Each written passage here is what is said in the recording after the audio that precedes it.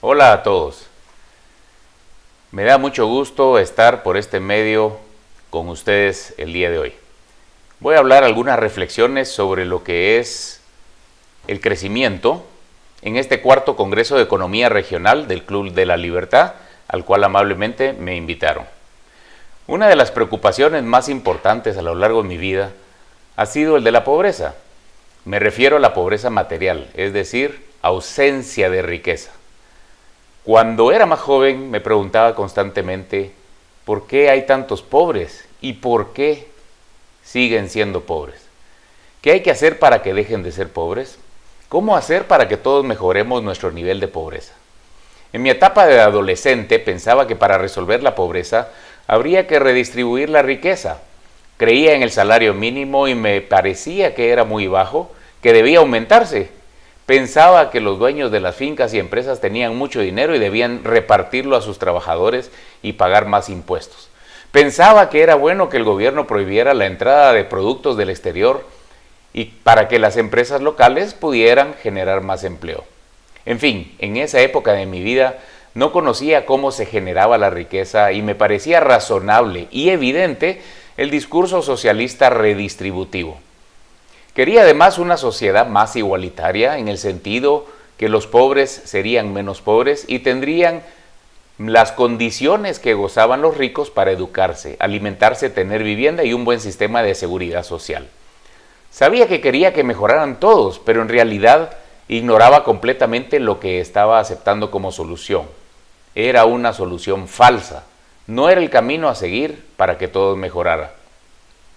Con el tiempo me dediqué a estudiar a fondo el tema y me convencí que la redistribución de la riqueza no solo implicaba redistribuir lo poco que había, sino que además se hacía mal y era inmoral. Por si fuera poco, esto dejaba sin los escasos recursos que quienes pagaban los impuestos pudieran reinvertirlos y generar más riqueza. Este sistema redistributivo se basa en la coerción, expoliación y expropiación. Es un robo. El intercambio es coercitivo y no voluntario, es inmoral.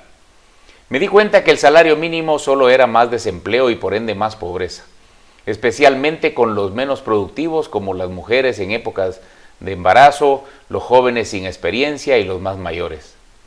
Descubrí que el mayor gasto del gobierno implicaba más despilfarro y corrupción sin que mejorara el nivel de vida de los más pobres, a la vez que restaba recursos al resto de la población. Me convencí que el problema no eran los ricos, que estos no se enriquecían porque les quitaran a los pobres, sino que gracias a ellos más pobres tendrían oportunidad de dejar de ser pobres.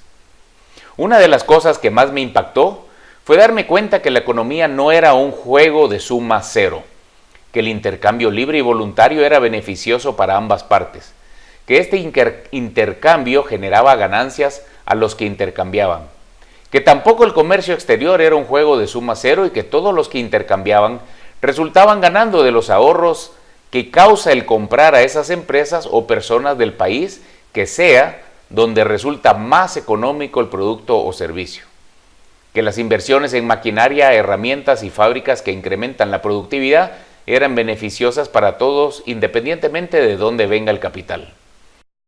Entonces visualicé que necesitábamos más ricos que trajeran empresas y que crearan oportunidades para todos, pero ¿cómo hacer para que vengan más ricos? ¿Qué se necesita para que esos ricos que andan buscando oportunidades por todo el mundo vengan a invertir al país? Estoy convencido que una verdadera economía de mercado bajo un Estado de Derecho, donde se respeten los derechos individuales a la vida, la libertad y la propiedad, donde no existan privilegios y que los intercambios sean totalmente libres y voluntarios, los ricos solo pueden enriquecerse mientras enriquecen a los demás. Por ello, es importante traer más personas que poseen capital para que inviertan en el país, no ahuyentarlos. Y solo así podríamos lograr un mayor crecimiento económico que beneficiara a todos. Algunas cosas no me resultaron tan obvias al inicio, pero me di cuenta que todo el sistema de creación de riqueza ocurre en el capitalismo o economía de mercado. Este sistema es el único que puede mejorar la vida de todas las personas, y su fundamento moral es la libertad, por lo que supera cualquier otro sistema conocido hasta ahora que se basa en la coerción. Para lograr ese ansiado crecimiento económico nos urge salir del mercantilismo, que no es más que un sistema de intervención estatal donde se otorgan privilegios y protección a ciertos sectores, desde sindicalistas hasta pseudoempresarios, haciendo más pobres a los pobres y ricos a los ricos. El verdadero capitalismo no implica privilegios para nadie. Se fundamenta en la libertad de producir e intercambiar libremente, respetando los derechos de los demás. Los intercambios son pacíficos y deben ser libres y voluntarios. Se defienden como principios fundamentalmente la propiedad privada, la vida y la libertad. Nadie puede hacer nada que dañe a otras personas. Si lo hace, estará sujeto a la justicia. A una justicia conmutativa y no distributiva. El ser humano es el centro del sistema y así, como es libre, es igualmente responsable. Si llegáramos a entender cómo se crea la riqueza, entonces resolveríamos el problema de la pobreza, sobre todo el de los lugares paupérrimos en el interior de los países en que vivimos y en los alrededores de las ciudades más grandes e importantes. Si entendemos los principios de la creación de riqueza, entonces consideraremos inmoral pedir privilegios, pedir más impuestos, pedir al gobierno que nos resuelva nuestros problemas. Dejaríamos de atacar a los empresarios y admiraríamos sus destrezas. Rogaríamos a los capitalistas del mundo que vengan al país, que aquí colaborarían trabajadores, empresarios y capitalistas en la producción de más bienes y servicios para todos aquellos que la demandan. En fin, comenzaríamos a trabajar en la producción y en la reducción de nuestra pobreza. Está claro que todos deseamos un mayor bienestar, incluso quienes ignoran los principios de economía. De hecho, este es el fin por el cual trabajamos, nos esforzamos y sacrificamos tanto. Un mayor bienestar significa que la gente viva mejor, que viva más años en mejores condiciones de salud y nivel de vida. Esto implica mejor alimentación, vestido, vivienda para comenzar, pero también poder gozar de muchas cosas que la libertad ha permitido crear a través del sistema de mercado libre. Cosas que nos parecen de primera necesidad son importantes, pero las que son de segunda y tercera necesidad también lo son. Al fin y al cabo son deseadas y demandadas por los consumidores que somos todos. Todo esto cae, quieranlo o no, dentro de lo material.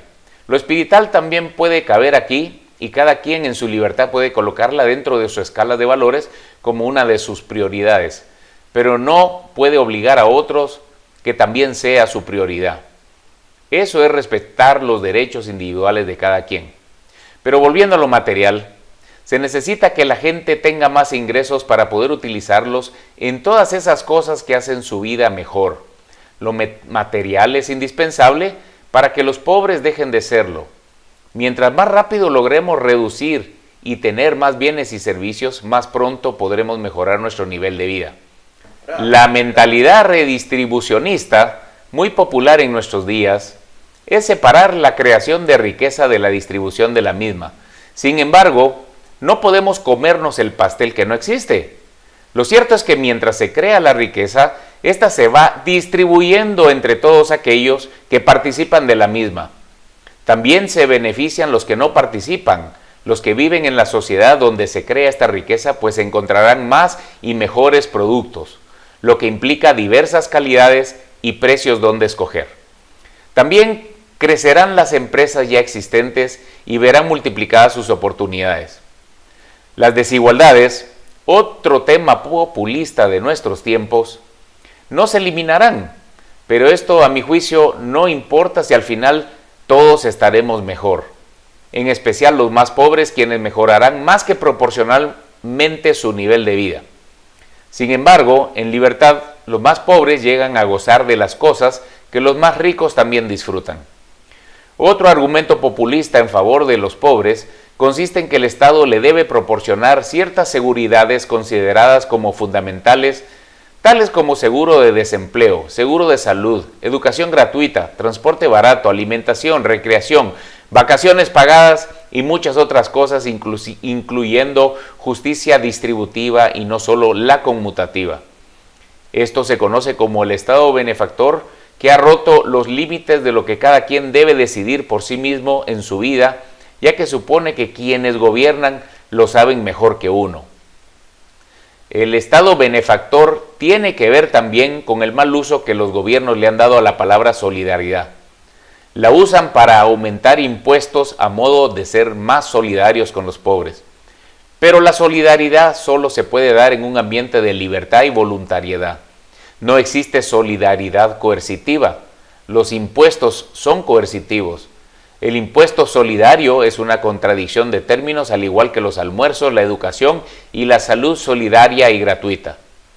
El nombre es muy bonito y toca nuestros sentimientos, pero en el fondo implica coerción, ineficiencia, corrupción y pérdida de libertad.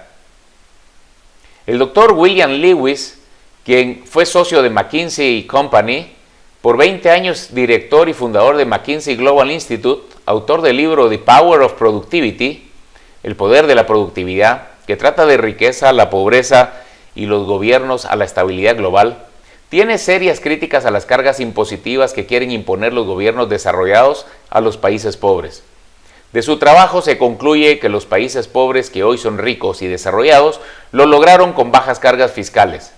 Lo mismo afirmaba Milton Friedman cuando decía que los países subdesarrollados no deben hacer lo que los países desarrollados hacen hoy en día, sino lo que hicieron en su momento cuando eran subdesarrollados y que les permitió desarrollarse rápidamente. Hace aproximadamente un siglo que Estados Unidos de América era ya un país bastante desarrollado y avanzado.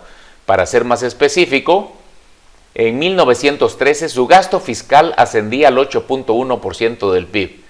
Eso permitió que el dinero quedara donde se producía con mayor productividad y eficiencia. El resultado fue impresionante en cuanto a reducción de pobreza y creación de oportunidades, tanto para americanos como para inmigrantes que veían masivamente en todo el mundo.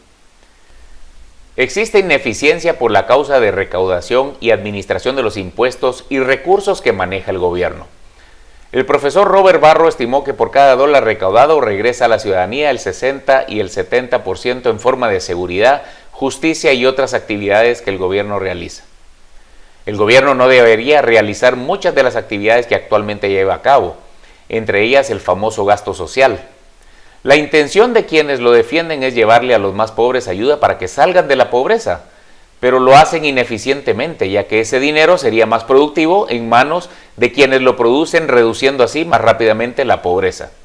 Este proceso pasa por una ineficiencia tal que a la larga los programas de redistribución de riqueza se convierten en el mayor consumo de la sociedad y una restricción a la libertad y creación de oportunidades. La mejor ayuda que se le puede dar a los pobres es crear plazas de trabajo que sean permanentes y oportunidades nuevas cada día. Esto se logra con mayor capital invertido y solo lo hacen los individuos en lo privado al reinvertir en sus empresas o crear nuevas empresas. El doctor James Warney ha dedicado toda una vida a la consecución del ya conocido Índice de Libertad Económica publicado por The Fraser Institute en Canadá. En una charla que tuvo hace pocos años con varios profesores de economía en la Universidad Francisco Marroquín en Guatemala, se le preguntó cuáles eran los factores más importantes para lograr un mayor crecimiento económico. Con sencillez y toda claridad, contestó que identificaba tres. El primero es la ganancia que se obtiene como fruto de aprovechar todas aquellas ventajas comparativas del libre comercio. El poder comprar algo que resulta más barato en el exterior que producirlo localmente y dar a cambio algo que resulta más barato producirlo en nuestro país que en el exterior, implica un intercambio entre las personas que solo puede resultar en ahorros o ganancias de todos los involucrados. Utilizar las ventajas comparativas de las personas que luego intercambian entre sí permiten que los escasos recursos disponibles se utilicen más eficientemente. Mientras más libre sea el comercio exterior en un país, mayor progreso económico experimentará. El segundo factor que menciona Warney es la empresarialidad. El empresario genera nuevas ideas, nuevos productos, nuevos mercados, nueva demanda y nuevos métodos de producción. La empresarialidad está en la mente de las personas, no en los recursos naturales ni en las cosas como lo explicaba Mises. Los cerebros que crean riqueza permiten que un ambiente de libertad pueda desarrollar productos que harán más cómoda la vida de todas las personas. Un empresario siempre está luchando por reducir costos y por ello crea nuevos métodos de producción que le permitan competir más eficientemente. Esas ganancias se traducen en más productividad, lo cual hace que todos dispongamos de más y mejores productos a menor precio. Mientras más favorable sea el clima de libertad para que se desarrollen y establezcan mentes empresariales en un país, mayor desarrollo económico se conseguirá. El tercer y último factor que menciona el profesor Warney es la formación de capital, que se traduce en nuevas inversiones de máquinas y herramientas que incrementan la productividad. La formación de capital necesita un ambiente de libertad para llevarse a cabo. Libertad de disponer lo propio, de invertirlo o incluso desinvertirlo cuando uno quiera, y libertad de moverlo o trasladarlo a cualquier parte del mundo sin restricción de ninguna clase. Mientras menos trabas se impongan al capital, mayor será la formación del mismo. Esto significa más inversiones de fábricas, de herramientas y maquinaria que generan empleos permanentes y mayor bienestar económico. Al final, añadió, sin libertad, respeto a la propiedad y a la vida, bajo un Estado de Derecho, nada de esto sería posible. Termino indicando que si se logran estos tres factores, que a la vez son los pilares del crecimiento económico, todos mejoraremos nuestro nivel de vida sin excepción. Los más pobres, gracias a la movilidad social que se da en un ambiente de plena libertad y respeto a los derechos individuales, gozarán de un mayor incremento en sus niveles de vida. Una recomendación final es utilizar los índices de libertad económica como guía para fortalecer estos pilares del crecimiento económico. Se pueden utilizar el del Fraser Institute o bien el del Heritage Foundation con el Wall Street Journal. Acercándonos más a la libertad mediante estos índices, nos acercaremos más a una situación que permita a los países un mayor crecimiento económico, con la consecuencia de un mayor bienestar para todos los habitantes de cada país. Muchas gracias.